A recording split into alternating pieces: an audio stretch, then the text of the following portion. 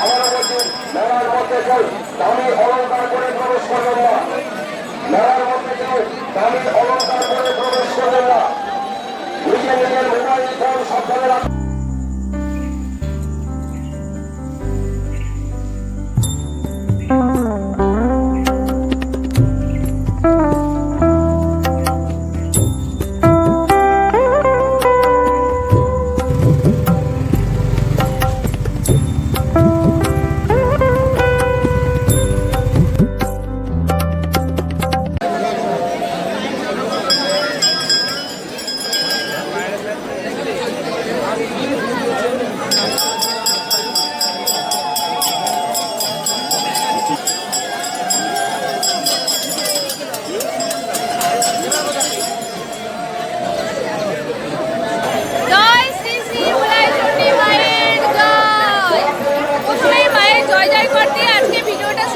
বন্ধুরা তো নমস্কার, সবাইকে অনেক ভালোবাসা দিয়ে আজকে আরেকটি নতুন ব্লগে তোমাদের স্বাগত জানাই। বন্ধুরা আজকে আমি চলে এসেছি নদিয়া জেলার অন্তর্গত বিন্নাপুরে চণ্ডীতলায়।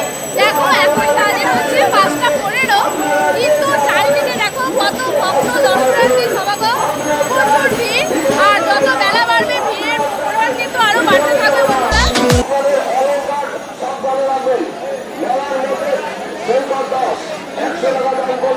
মা শ্রী শ্রী মা উলাইচণ্ডী মা পুজো তো হয়ে আসছে বহু বছর ধরে। দেখুন এখানে আগত দূর দূরান্ত থেকে সাধুরা আগমন করেছে। তো বাবাজি আপনার বাড়ি কোথায়? ভাইনা থেকে কিন্তু সাধুজি আগমন করেছে এখানে। এখানে আরো সাধুজি বাবাজিরা কিন্তু আছেন, দেখতেই পাচ্ছ পেছনে আমার। আর বাবাজিও কিন্তু দূর থেকে, অনেক দূর থেকে এসেছে বাবাজি। অনেক বাবাজিরা কালকে এসেছে। কালকে যজ্ঞ হয়েছে কিন্তু এখানে, কালকে রাতে কিন্তু এখানে যজ্ঞ হয়েছে।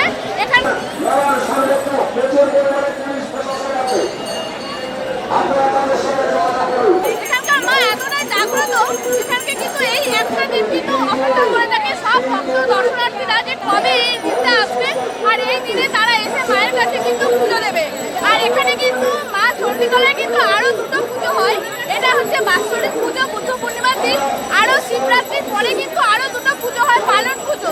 পালন পুজোতেও কিন্তু যথেষ্ট ভিড় হয়, প্রায় 10,000 মানুষের সমাগম হয় পালন পুজোতেও। সেই দিনও কিন্তু পুজো হয় ভালো, ওই দিনেও কিন্তু অনেক দূর দূর থেকে মানুষ আসে পুজো দেওয়ার জন্য। আর এমনি এখানে তো নিত্য পুজো প্রতিদিন হয়েই থাকে, বৃষ্টি ঝড় বৃষ্টি যাই হোক না কেন এখানকার ঠাকুর মশাই কিন্তু এখানে এসে নিত্য পুজো কিন্তু প্রতিদিন মানে দিয়েই থাকে। তো তোমরাও যদি যে কোনো দিন এসে এখানে পুজো দেওয়ার জন্য আসতেই পারো, 12টার মধ্যে তোমরা চলে আসবে। আর কোথা থেকে এসেছে? ধানতলা দেবীপুর। ও ধানতলা দেবীপুর থেকে কিন্তু এই কাকিমা এসেছে, অনেকটাই দূর থেকে কিন্তু এসেছে। আর আরো অনেকে অনেক দূর থেকে কিন্তু বন্ধুরা এসেছে। তোমরা দেখতেই পাচ্ছ ছোট বাচ্চা, এই যে দেখছো বেবি গার্ল, এও কিন্তু এসেছে মায়ের কাছে পুজো দেওয়ার জন্য। দেখো আমাদের মা কিন্তু খুবই জাগ্রত বন্ধুরা। তো সেই জন্য ভক্তের সমাগম থেকে তোমরা বুঝতেই পারছো এত ভক্তের সমাগম হয়েছে এখানে। দূর দূরান্ত থেকে কিন্তু তারা আগত, প্রচুর দর্শনার্থী। আর আরো কিন্তু এখনো আসছে সামনে রাস্তায়।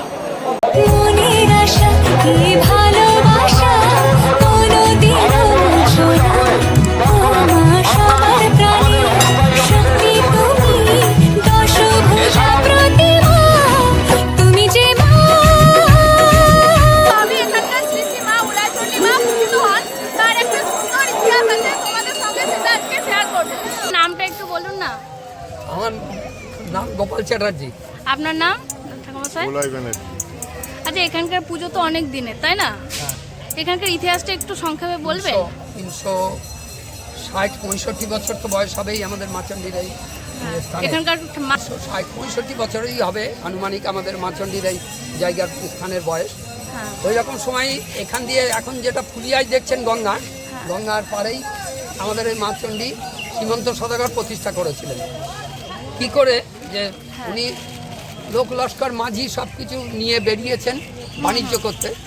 নৌকায় শুয়ে আছেন রাত্রিবেলা, কেউ কেউ বলে নৌকা আটকে গেছিল, কেউ কেউ বলছে যে না রাত্রি হয়ে গেছে, এখানে বিশ্রাম নেওয়ার জন্য নৌকা নোঙর করে শুয়ে আছেন।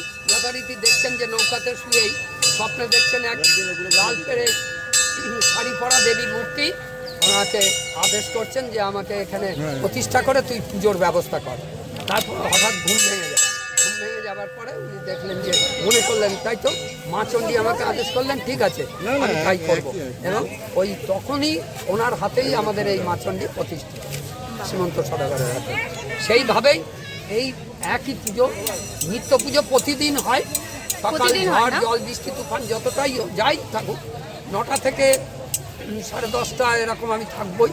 কেউ আসুক চাই না আসুক। আর শনি মঙ্গলবার 8টা 12টা, আর বিশেষ কিছু দিন আছে সেগুলো তো ওই 12টা 1টা অবধি থাকে, মানে যে কোনো দিন এসে পুজো দিতে পারবে। যে কোনো দিন। কিন্তু রবি সোম বুধ বৃহস্পতি শুক্র এই ধরনের এবারে আসলে কিন্তু 9টা থেকে 10:30টার মধ্যে আসতে হবে। আচ্ছা ঠিক আছে, 9টা থেকে 10:30টার।